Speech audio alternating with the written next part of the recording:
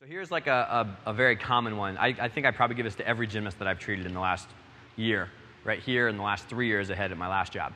So instead of doing this, let's assess the soft tissue. Make sure it's your lat and your teres, right? Let's give you soft tissue work to your lat, which we'll do all this stuff in the afternoon, right? And then let's give you an under grip stretch where we put your elbows up, we flip your palms externally rotated, we hollow in as much as we can so that when you get limited and you feel the stretch here, that's your lat and your teres. We want a good stretch here.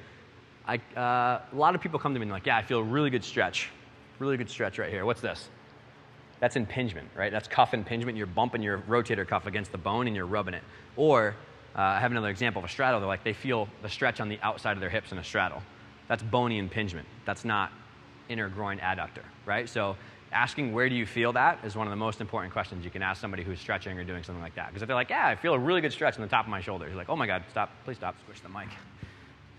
Right? But just not here on your rib cage. You don't want to xylophone your rib cage. That doesn't feel very good. And you don't want to be too extended here. So it's kind of like 45 degrees. And as I go down, my arm goes up. And I try to thread my lat and my teres tissue kind of underneath the foam roller.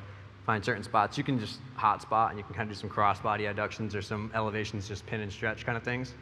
That's fine. But that's usually standard procedure every day for all the athletes just because of the lat volume they do is so high. So we talked about in the lecture how like if we put our hands up on a box like this, and I put my hands close together and I arch my back and I get through all the way, I'm probably going to get hyperextension of my T-spine, or I'm just going to get to, like that didn't feel so hot, like getting to end range with my palms internally rotated and my back arched is not going to feel so hot. So instead, you can grab a floor bar or a stick and elbows are going to go up on top. So he's going to have his elbows closer and his hands a little bit wider, so we drive external rotation from his shoulders, the opposite of the lats and the teres, or internal, and he's going to round in his upper back and he's going to try to triple chin for the win.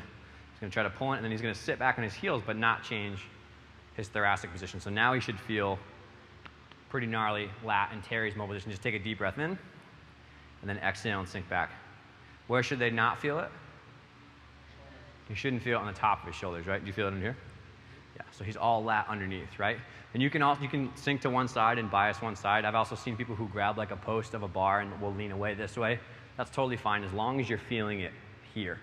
Right, and you're not putting it on the stress of the shoulder.